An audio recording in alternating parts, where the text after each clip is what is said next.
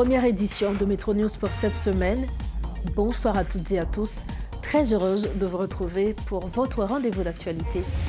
À la une de ce lundi, la PNH et ses partenaires de la mission multinationale ont lancé le week-end écoulé des opérations au bas de Delma contre les gangs armés visant le fief de Jimmy Cherizier alias Barbecue. Plusieurs bandits ont été tués lors des interventions. Plus de 41 000 personnes ont été déplacées en 10 jours à Port-au-Prince selon l'OIM. L'agence onusienne demande d'urgence de l'aide pour faire face à la précarité dans les camps. Elle alerte sur le risque d'une détérioration rapide des conditions de vie si des actions ne sont pas entreprises. Et puis la ministre Pédrica Saint-Jean a appelé à une mobilisation collective pour lutter contre les violences faites aux femmes. À l'occasion de la journée internationale, elle a dénoncé les abus dans les camps de déplacés et souligne l'urgence d'agir pour protéger leurs droits.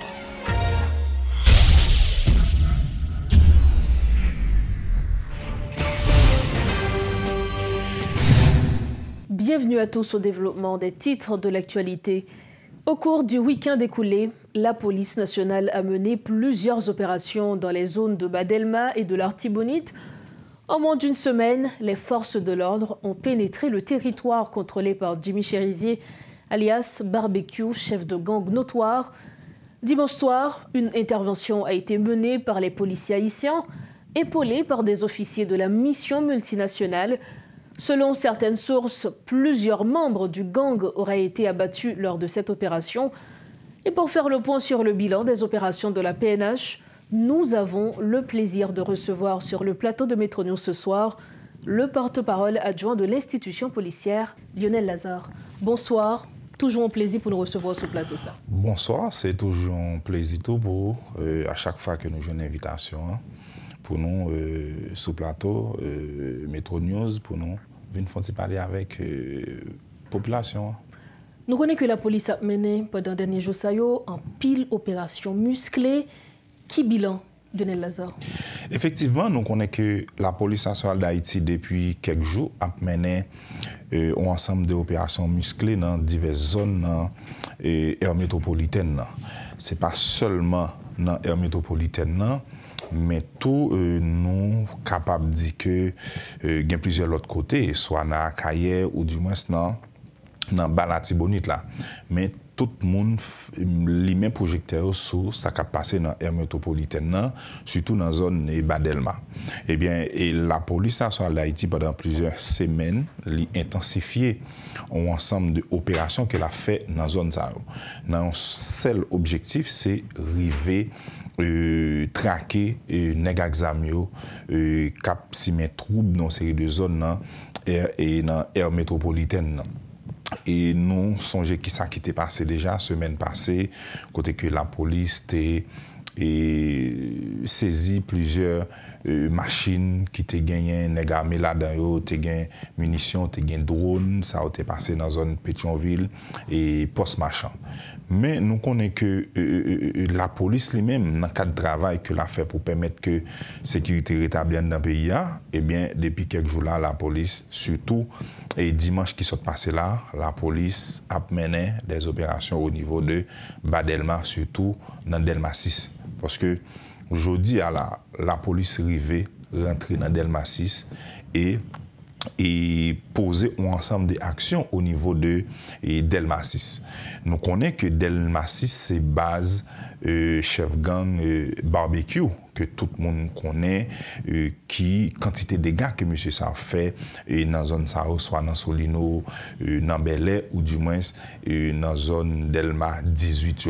Eh bien, la police qui est déterminée pour traquer chef gang ça, eh bien, la police arrivée dans fief li, gagne plusieurs véhicules qui étaient en possession et chef gang ça, la police arrivée démolir et gagne dans espace côté que li kon logé, la police arrivée craser et une piscine que monsieur te gagne dans kay là Mais nous connaissons qu'à chaque fois que l'opération sera menée, des fois, il y a un petit problème technique qui est posé, qui te vient rendre que il te vient ralentir sur l'ensemble d'interventions, opérations que vous avez fait. Avant que nous arrivions dans un problème technique, qu'on dit qu'il y a sous l'information, à 2 reprises, chef gang barbecue a couru, notamment qui prend. Est-ce que vous confirmez l'information ça? Effectivement. Et avant hier, ça n'a pas gagné longtemps, ça a gagné 4 à 5 jours, côté que, et dans le cadre d'une intervention que la police a faite dans la zone Delma 3, et bien, chef gang ça a été obligé d'échapper pour lui et il y a une arme qui était en possession de lui que la police est arrivée et récupérée. Et dans le même moment, il y a plusieurs chefs, il y a plusieurs bandits qui étaient ensemble avec lui, qui étaient mortellement blessés.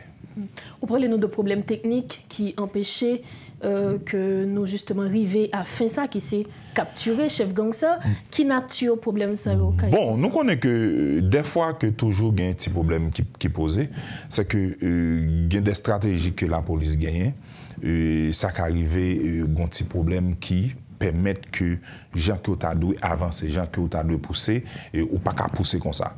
Mais la police pas abandonné en bas, la police toujours mettait cap sous Delma 6 pour continuer à mener opération et atteindre l'objectif. C'est permettre que il y ait un contrôle Delma 6 et permettre que la police lui-même ait toute marge de manœuvre pour être capable de continuer l'opération. Nous connaissons que la police a fait travail là, mais bon côté chef gang là tout, il n'a pas suspendre, menacer la population. Est-ce que la police a un plan si toutefois que chef gang barbecue ensemble avec la coalition a décidé de riposter? Est-ce qu'il y a un plan pour anticiper des dégâts que le fait? Effectivement, la police toujours gagne un plan. À chaque fois que monsieur voulait progresser, ils voulaient faire une série de bagages, eh bien, la police en tant que force de l'ordre, la police qui est là pour garantir sécurité, protéger bien chaque grand monde, eh bien, la police lui-même est là pour lui capable d'empêcher que monsieur atteigne l'objectif. Il faut que nous disions que ce n'est pas seulement dans Badelma que la police a mené opération. Par exemple, le 19 octobre et c'est novembre qui sont passés là, la police dans Tabac avec deux conseils avec BLVV qui sont unités qui sont dans DCPJ, ils ont démantelé un réseau côté que négo a volé machine, il y a 8 individus qui joignent arrestation qui donc recommandement lui-même la continuer travail pour capable continuer traquer nèg bandits qui donc et non seulement dans Tabac, mais samedi qui sont passé là dans commune Kinskov, toujours dans le cadre d'intervention que la police a fait pour démanteler une série de réseaux de gangs qui est éparpillés à travers une série de zones dans l'aire métropolitaine, eh bien, il y a 4 bandits qui sont mortellement blessés dans le cas d'échange de tirs avec la police. Dans le même moment, ça, la police récupéré des armes à feu, il y a une machine qui est confisquée par force de l'ordre. C'est juste pour nous dire que le commandement de la police là, déterminé, commandement la police là pas arrêté bois croisé devant ça qui a passé ça fait que commandement mandé support chaque grand monde parce que tant que Robert Pile dit là qui c'est père fondateur là la police c'est que il dit la public là c'est la police et la police c'est public là qui donc doit gon mariage et ces mariages ça je ne dis là qui a fait chemin dans la collaboration que Jean qui a collaboré avec la police nationale d'Haïti.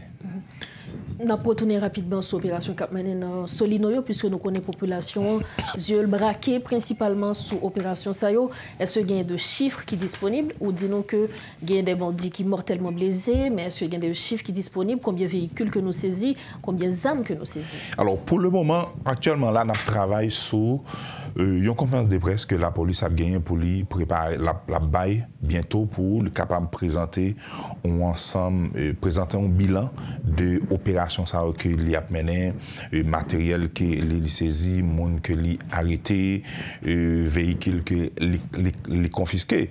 Donc là pour le moment, nous connaissons que tout le monde a un bilan pour dire mais qui ça lié. Mais nous croyons que oui, il faut qu'il y ait un bilan qui baille, oui, il faut que nous connaissions que pendant l'opération, qui ça la police fait. Mais au niveau du commandement de la police, là, nous plus focus sur l'opération, nous plus focus sur l'intervention. C'est ça qui fait que le commandement, la police, là, est félicité. Policiers nous aujourd'hui qui engagés dans quatre batailles ça ou capable remarquer une volonté qui manifeste de bon côté policiers et où est que immédiatement que nous estimons que la police là a travaillé et bien yo prête pour accompagner la police nationale d'Haïti. Ça fait que nous encourageons pour continuer à assister la police là dans partager information ensemble avec eux. Donc parce que la police là c'est pour eux, c'est pour la police là. Donc c'est nous tous qui pour mettre ensemble pour nous garder comment que nous capable résoudre le problème d'insécurité. Dernière question pour nous capable finir Lionel Lazare, nous connaissons que mission multinationale là, li dans pays également pour aider combattre l'insécurité. Donc on est récemment tentative pour transformer mission multinationale là en une mission de métier de la paix qui malheureusement beaucoup abouti. Jodi qui j'ai collaboration police nationale là ensemble avec mission multinationale là. Nous croyons que la majorité d'interventions que la police a fait, mission police kenyan yo accompagner la police nationale d'Haïti. Gapil monde qui qu'on a demandé qui ça yo réglé qui ça yo fait. Et donc après que dans majorité d'interventions qui a fait police kenyan yo accompagner la police dans cadre de bataille ça. Qui donc dans non recommandement la police nationale d'Haïti n'a salué courage voyant policiers nous jodi a qui livré yo dans quatre batailles ça parce que grand pile policier qui dit que yo même c'est là yo gagné c'est là que yo construit yo pas déplacer donc pour yo rester là faut que yo engagé dans quatre batailles ça commandement directeur général de la police là qui gagne en tête li monsieur Normil Rameau eh bien nous saluer courage tout policier ça yo journée jodi qui engagé dans cadre des batailles ça. Lionel Lazare, merci en pile pour toute précision ça yo. Merci beaucoup. Voilà donc les propos du porte-parole adjoint de la police nationale d'Haïti, Lionel Lazare. Il était l'invité de Métro News ce soir. Il nous apportait les détails concernant justement les avancées de la situation sécuritaire dans le pays. Merci de votre fidélité à Métro News. En seulement 10 jours, plus de 41 000 personnes ont été déplacées à Port-au-Prince. Une vague sans précédent depuis janvier 2023 selon l'OIM. Ces déplacés, majoritairement hébergés dans 23 sites, dont 19 récemment créés, font face à des conditions précaires, manquant d'eau, de nourriture, d'assainissement et de soins. L'OIM a distribué de l'eau à 15 000 personnes, mené des séances d'hygiène, soigné des centaines de déplacés et fourni une aide au transport pour 1075 personnes vers des zones plus sûres. Plus de 10 000 déplacés ont reçu des articles essentiels et un hôpital à Cité-Soleil est tenu pour gérer l'augmentation des cas de choléra. Avec plus de 700 000 déplacés en Haïti, cette crise humanitaire majeure nécessite une réponse collective urgente. Les femmes et les filles subissent de plein fouet les conséquences de la recrudescence de l'insécurité dans le pays, notamment dans les camps de déplacés internes où elles devraient pourtant trouver refuge. Elles continuent d'être victimes de viols et d'autres formes de violence, a déploré la ministre à la condition féminine et aux droits des femmes, Pédrica Saint-Jean, lors de son discours prononcé à l'occasion de la Journée internationale pour l'élimination des violences faites aux femmes et aux filles. Cet événement, célébré ce lundi 25 novembre, s'est déroulé sous le thème « Goumen contre violence sous forme actifi, ramasser fausse nom, agit, luttons contre les violences faites aux femmes et aux filles, mobilisons nos forces, agissons ». Reportage Garbijan.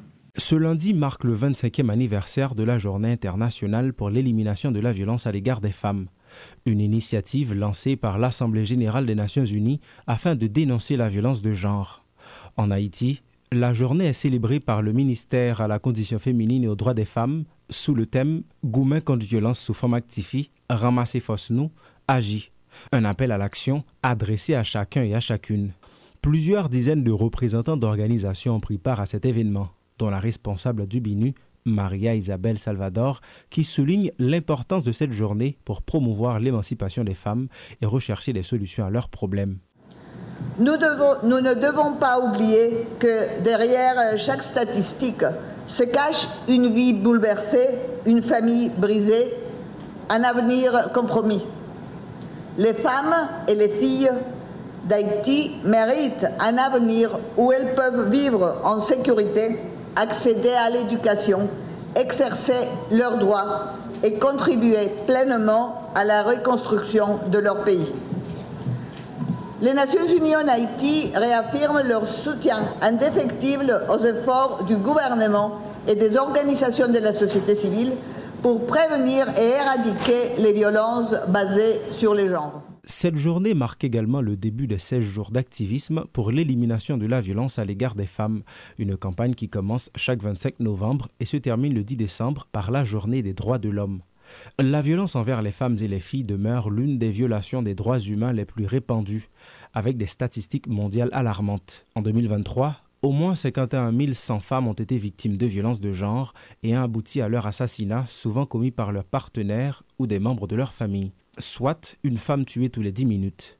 En Haïti, la situation n'est guère plus encourageante, en particulier avec le phénomène de déplacement interne qui oblige de nombreuses jeunes filles fuyant la violence à se réfugier dans des camps. Selon la ministre à la condition féminine, Pédrica Saint-Jean, cette situation profondément révoltante porte atteinte encore davantage à leurs droits. Dans cette situation de crise sécuritaire et humanitaire, les femmes et les filles en paient le prix fort. Elles sont les cibles par des actes de viol collectif et des kidnappings. Beaucoup sont contraintes à des déplacements involontaires, arrachées à leur foyer, privées de leur autonomie et exposées à des conditions de vie dégradantes. Les sites de déplacés qui sont censés offrir un refuge deviennent souvent des lieux où de nouvelles violences s'exercent. La ministre a notamment appelé à des actions collectives entre les différents organes de l'État pour résoudre les problèmes des femmes et des filles dans les sites de déplacés internes. Elle entend organiser des séances de formation et de sensibilisation pour faciliter l'accès des femmes à l'aide humanitaire dans les camps. En 2024, selon le Bureau intégré des Nations Unies en Haïti, plus de 5 400 incidents de violence basés sur le genre ont été recensés en Haïti. 72% de ces incidents sont liés à la violence sexuelle et plus de 95% des victimes sont des femmes et des filles. Autre grand point de l'actualité, la demande du Conatel adressée au directeur général de Radio Méga, Alex Saint-Surin, exigeant l'arrêt de la diffusion de l'émission Boucanté la parole, suscite de nombreuses réactions parmi les journalistes et les associations de presse. Selon le Conatel, l'émission servirait de tribune à des bandits pour propager des messages de haine, une pratique qui violerait les lois haïtiennes encadrant le secteur des télécommunications. L'association SOS Journalistes, par la voix de Guilher Sedelva, condamne fermement cette décision, la qualifiant d'atteinte grave à la liberté d'expression. Il l'a décrit comme illégal, liberticide et dictatorial, tout en rejetant les accusations selon lesquelles l'émission ferait l'apologie des gangs. Guilher Sedelva a également annoncé une mobilisation pour exiger l'annulation de cette décision. Alors que les avis divergent sur cette affaire, nous accueillons Maître Patrick Laurent qui apportera un éclairage juridique sur la légalité de la démarche du Conatel. Bonsoir, merci infiniment d'être avec nous. Merci et merci de l'invitation. C'est un plaisir de répondre à cette invitation et nous disons bonsoir et bonjour à tous les téléspectateurs et téléspectatrices de Télévision Métropole. Alors, dans une lettre datée du 22 novembre, le Conatel ordonne la suspension de l'émission Boucanté la parole, une émission qui est diffusée sur Radio Méga et animée par le journaliste Guerrier Henry. Pour cause, Patrick Laurent, des chefs de gang notoires tels que Barbecue, Gros-Lois ont bénéficié d'heures d'antenne assez relativement longues dans cette émission pour diffuser des messages de terreur et de haine à l'encontre de la société. Le Conatel évoque les articles 130 et 135.2 du décret du 12 octobre 1977 pour justement justifier cette suspension. Que disent ces articles? Alors, quand on parle de Conatel, il faudrait voir que c'est l'organe régulateur. Quand on parle d'organe régulateur, c'est dans ce secteur, c'est l'organe qui donne le ton et qui surveille l'application de la loi. Il faut dire aussi la télécommunication, radio, télévision et même la presse écrite, c'est le monopole de l'État. Donc, c'est par concession, l'État donne à Métropole, à Caraïbes, à Méga, l'accès d'utiliser des fréquences et de travailler dans le domaine de la télécommunication. Et comme organe régulateur, l'État a pour mission aussi de veiller au strict respect de l'application de la loi. Et maintenant, il faut que cette application de la loi ne vienne pas en contre-courant de la liberté de la presse. Donc, la question doit se poser, quelle est la frontière qui existe entre la liberté de la presse et le respect de la loi. Mis à part, hormis même le texte évoqué par Conatel, est-ce vrai, est-ce que Conatel a raison ou pas? Mais on va maintenant au niveau de la Constitution. L'article 28-1, 28-2 de la Constitution parle de la liberté d'expression. C'est comme si c'était un thermomètre même pour savoir si la démocratie marche dans un pays. Mais la limite de la liberté d'expression, la Constitution, l'article 28-3 parle de délit de presse. Tout délit de presse ainsi que les abus du droit d'expression relèvent du code pénal. Si on continue l'analyse juridique, le dernier texte en date qui régit la presse, qui parle de délit de presse, c'est le décret de 1986. Le décret du 31 juillet 1986 sur la presse et la répression de délits de presse. Et dans son article 16, disons 18, quand on parle de délit de presse, il y a délit de presse lorsqu'un texte imprimé ou une émission de radio ou de télévision porte atteinte aux bonnes mœurs et à l'ordre public. Donc, dans ce cas précis, Maître Patrick Laurent, est-ce que le fait de recevoir, disons, est-ce que la suspension du Conatel, c'est pour vous une atteinte à la liberté d'expression? Ça pourrait être interprété comme une atteinte à la liberté d'expression si et seulement si l'émission reprochée, dans le contenu de l'émission reprochée, ne porte pas atteinte aux bonnes mœurs et à l'ordre public. Donc voici à l'aune qu'on devrait mesurer tout cela. Parce que nous sommes aussi dans une situation spéciale, d'état d'urgence.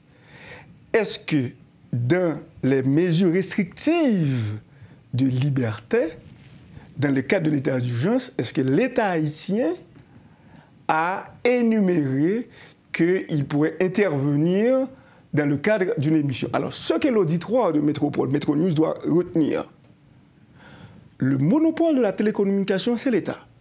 L'organe régulateur, c'est Conatel, qui doit surveiller comment ça se passe et intervenir quand il y a des dérives. Et pour la liberté de la presse n'est pas une licence. Quand il y a ce qu'on appelle une ligne rouge, que ce soit nous autres à Métropole ou d'autres confrères ailleurs, on ne peut pas, dans une émission de radio ou de télévision, faire accro à l'ordre public et aux bonnes mœurs. Ok. Je vais vous poser la question directement, Maître Patrick Laurent. Un journaliste peut-il, oui ou non, mettre son micro à la disposition de chefs de gang, par exemple?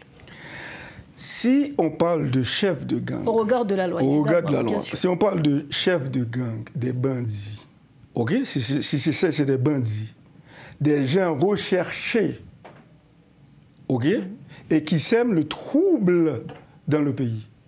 La question se pose, est-ce que l'intervention des bandits dans les médias, est-ce que cela trouble à l'ordre public? Est-ce que cela trouble à l'ordre public? Ça veut dire quoi? Est-ce que ça, c'est un accro aux bonnes mœurs dans votre métier? Ok, je vous pose la question. Oui, je n'ai pas la réponse. Non, je sais que vous n'avez pas la réponse, mais c'est un dialogue qu'on se fait. Est-ce que dans notre métier, dans la société, ça fait partie de nos bonnes mœurs de mettre les bandits au salon? C'est ça la chose qu'il faudrait bien comprendre. Quand on parle bandits, on ne parle pas, par exemple, de groupe armé, c'est autre chose. Mais si la question se pose en tant que bandits, des répits de la société, et même des gens pourraient même parler de terroristes, est-ce qu'on peut les mettre au salon? Donc la question c'est peut-être non, je suppose. Si c'est peut-être non, c'est contraire aux bonnes mœurs. Si c'est contraire aux bonnes mœurs, c'est un délit de presse. Et s'il s'agit d'un délit de presse, l'autorité, l'État, peut avoir deux options. L'État, par l'intermédiaire de l'organe régulateur, peut demander, par exemple, aux médias, un avertissement. Ce n'est pas normal de donner la parole à des gens qui font tant de mal à la société. Si on le voit comme ça, parce que c'est contraire à l'ordre public, ça pourrait troubler l'ordre public. Ou bien si c'est contraire aux bonnes mœurs. Mais maintenant, si dans notre société, et ça ne dérange pas les gens, que tout le monde peut prendre la parole, quel que soit le statut de la personne au niveau de la société, ça veut dire que dans notre société, on n'a pas de problème pour donner le micro à n'importe quelle personne, ça c'est autre chose. Ok, puisque vous connaissez la société haïtienne, donc restons justement dans ce cas de figure. Des chefs de gang qui ont bénéficié d'heures largement sur une station de radio pour diffuser des messages de haine et des messages, on va dire, des messages de haine, disons, selon justement la lettre du CONATEL. Maintenant, dans ce cas précis, est-ce que ça constitue un délit? Est-ce que la suspension... Comment est-ce que vous interprétez la suspension de cette émission par le CONATEL? Il y a deux choses. Si le journaliste donne son micro à un individu quelconque pour des messages de haine, pour soulever la population, ou bien pour annoncer le chronique d'une mort annoncée, par exemple, des massacres, des guerres civiles, ça c'est l'incitation à la violence, c'est contraire à l'ordre public et contraire aux bonnes mœurs. Et la Constitution, article 28-3, nous renvoie au Code pénal, donc au texte répressif. Le décret de 86 parle de délit de presse quand il y a un accro aux bonnes mœurs et à l'ordre public. Et quel que soit le média, quel que soit le journaliste qui exerce son métier conformément à la loi, la liberté de la presse est sacrée, doit se poser cette question. Ce que je fais, ce que je suis en train de faire, est-ce contraire aux mœurs, aux bonnes mœurs? Est-ce contraire à l'ordre public? Donc à ce moment-là, si CONATEL estime que cette émission, ou bien le contenu d'une émission, parce qu'au fond, est-ce que c'est l'émission dans son ensemble, quelle que soit l'émission, quel que soit le jour où l'émission est diffusée, c'est une émission qui est basée, qui est conçue pour soulever, pour présenter des discours de haine. À ce moment-là, la CONATEL pourrait intervenir pour suspendre l'émission.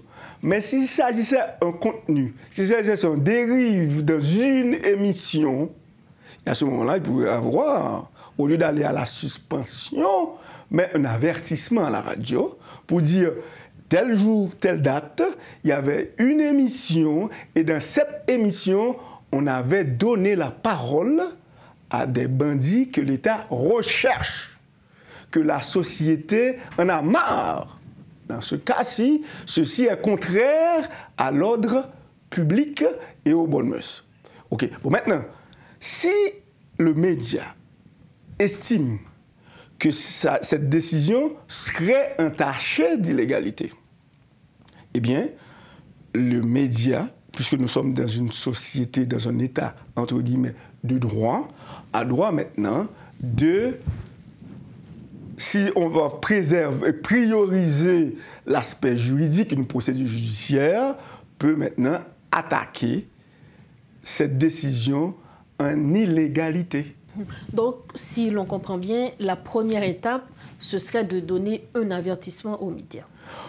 Bon, alors, j'aurais pu dire et m'exprimer ainsi, parce qu'au fond, si c'est dans une émission, par exemple, nous sommes à Metro News, aujourd'hui, 25 novembre, et qui, par exemple, si Konatel estimerait que notre intervention laissée à désirer traverse la ligne rouge, les bonnes mœurs et l'ordre public.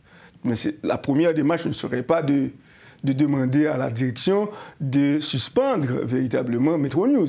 Ce serait un avertissement, parce que pour dire, dans l'état actuel des choses, dans l'état actuel, l'État haïtien fait face à des actes de banditisme. Beaucoup de gens ont dû laisser leur maison de force, pas par l'État, mais par des actes de banditisme, ce qui trouble l'ordre public. Il ne serait pas de bon ton de donner la parole à des gens recherchés et indexés comme étant des bandits pour faire passer leur message. Donc, à ce moment-là, ce serait plus confortable. Bon, probablement, la radio et le journaliste pourraient toquer pour dire non. Il s'agissait d'un citoyen par rapport à la liberté d'expression et que tout le monde a droit à la parole. Donc, il serait de bon ton de donner la parole à X ou à Y parce que nous ne sommes pas les premiers à le faire, puisqu'il y a des journalistes étrangers qui sont venus sur le territoire national pour avoir des interviews. Pourquoi pas nous autres? Justement, parlant des journalistes étrangers qui viennent faire des interviews avec des chefs de gang, est-ce que c'est légal? Parlant de la légalité, retournons au texte de 86. Il faut dire que sur le territoire national, aucun étranger ne peut pas exercer la profession de journalisme sans l'autorisation de l'État haïtien. On parle de l'État. Eh bien, à ce moment-là, à ce sujet-là, je prends l'article 9 du décret du 31 juillet 1986 sur la presse et la répression des lieux de presse. Un journaliste étranger désireux d'exercer sa profession en Haïti doit, sans préjudice des autres conditions prévues par la loi, solliciter du ministère de l'Information et de la Coordination sur sa présentation de carte de journaliste une carte d'accréditation valable pour la durée de son séjour sur le territoire national. Bon, puisque nous n'avons pas le département de l'information et de coordination, quel ministère? Il y a le ministère de la Culture maintenant. Okay, donc, ce qui veut dire quoi? Dans un cas orthodoxe, un journaliste qui rentre dans le pays et souhaiterait exercer sa profession pour réaliser un documentaire, reportage, interview avec n'importe quelle personne, eh bien, ce journaliste-là doit être accrédité par le ministère de l'Information, disons aujourd'hui par le ministère de la Culture. Donc, c'est l'article 9 de la loi. Donc, ça veut dire quoi? L'État haïtien doit donner une carte d'accréditation pendant la durée du séjour de ce journaliste-là. Donc, si l'on comprend bien, c'est la défaillance de l'État, on va dire, justement... Disons, c'est l'absence de l'État, si vous voulez, dans ce secteur-là, dans ce domaine-là. Et à juste titre, les associations de médias, les associations de journalistes auraient dû monter au créneau. Comment des journalistes sont rentrés sur le territoire national? Est-ce que ces journalistes-là ont été accrédités pour exercer la profession en Haïti? Donc, ce qui veut dire quoi?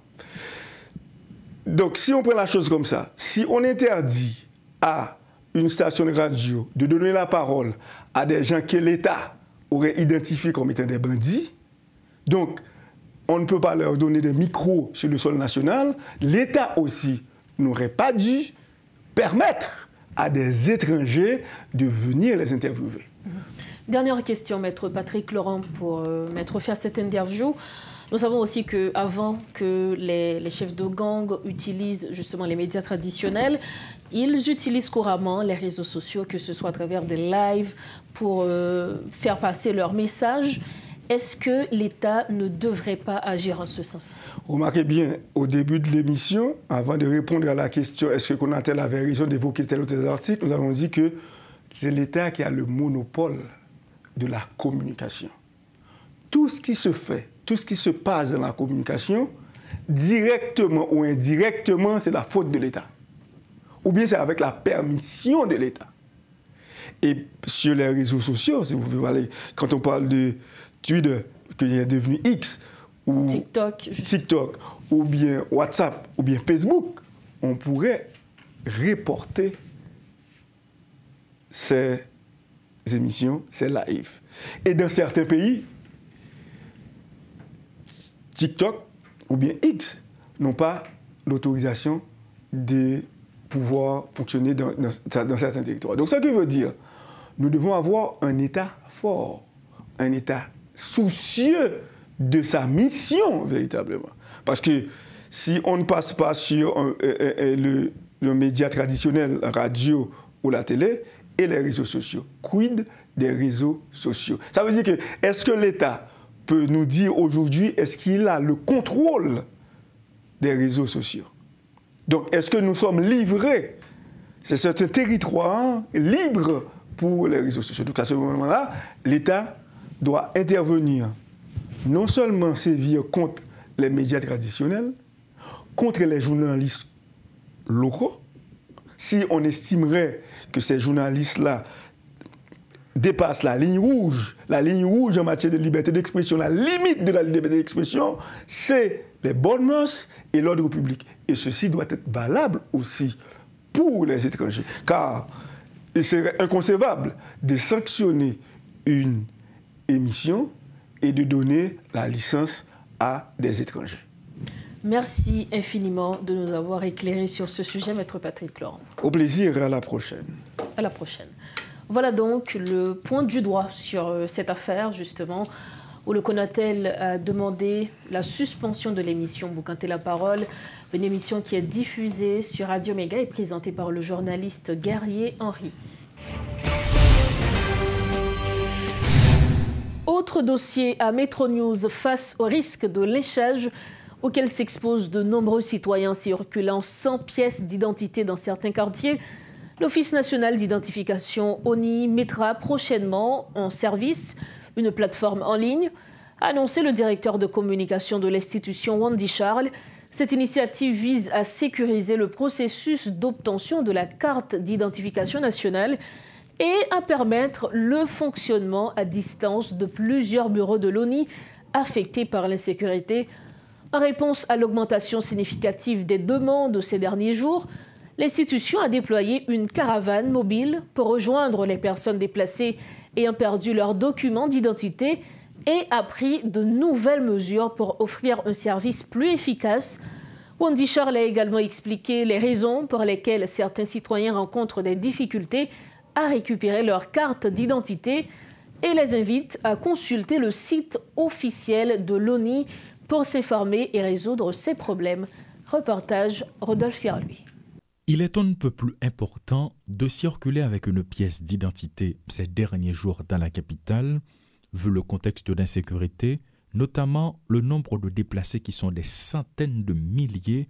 Des dispositions sont prises selon le directeur général de communication de l'ONI, Wendy Charles. ONI, à travers une caravane qui est en place depuis quelques mois, nous allons vers Mounio.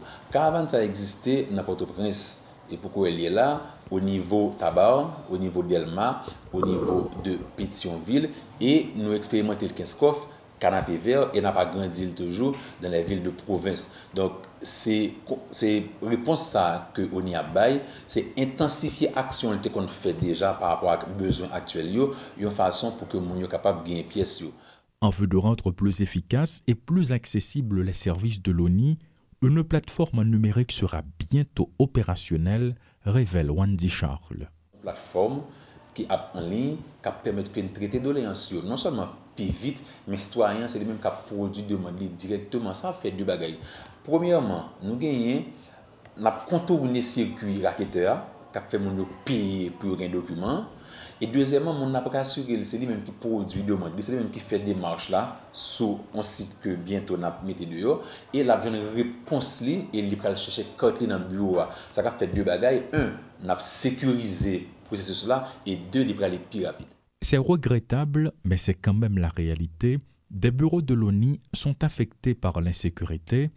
Sur les 145 bureaux répartis à travers les 10 départements du pays, nombreux sont ceux touchés à Port-au-Prince. Toutefois, cela n'empêche pas l'augmentation de la demande. Il y a des demandes qui, pas même doublées seulement, nous ne pouvons même quantifier parce que on est gagné de manière traditionnelle lorsque on monte les rivets dans ces deux zones pour y gagner c'est carte d'identification nationale et en plus fois s'il pas gagné mon ça il qu'on trouver dans des positions qui est vraiment très difficile, très critique. Maintenant mon était déjà conscient de l'importance carte là, mais récent événement yo vient montrer beaucoup plus l'importance carte ça qui vient faire yo produit un pile de demande dans le bureau au NIO. Un dernier point sur lequel Wendy Charles a mis l'accent, c'est la difficulté qui empêche certains citoyens de trouver leur carte. Il y a des citoyens qui gagnent de problèmes avec carte parce que soit il fait le deux fois, sans le pas peut-être connaître, que le pas supposé faire le deux fois, s'il pas joindre dans la première demande là. Il y a des gens s'il perdu, là le refait, ça que le pas supposé faire, c'est seulement produit, déclaration et la police là. Il y a l'autre problème technique que je ne peux pas apprendre à expliquer là, qui est capable de faire que une carte est bloquée dans le système et mon ne pas qu'à joindre. Mais cependant, il y a un couloir pour mon passer pour que les traités et me donner ça et pour arriver joindre carte. Et une ça le fait c'est aller sur le site là qui c'est onihaiti.gouv.ht, là joindre un barre de recherche, tu es capable de chercher côté carte lié lui-même et deuxièmement, il est capable d'aller dans 88 22 8822. La distribution des cartes d'identification nationale se poursuit à travers le pays et plus de 6 millions de citoyens sont déjà enregistrés. L'ONI fait de tout son possible pour continuer à fournir ses services aux usagers, garantie donnée par le directeur de communication. Nous arrivons au terme de cette édition. Avant de partir, le rappel des principaux titres à la une de ce soir.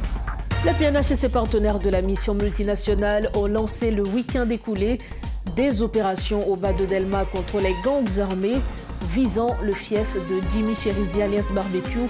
Plusieurs bandits ont été tués lors des interventions. Plus de 41 000 personnes ont été déplacées en 10 jours à Port-au-Prince selon l'OIM. L'agence onusienne demande d'urgence de l'aide pour faire face à la précarité dans les camps.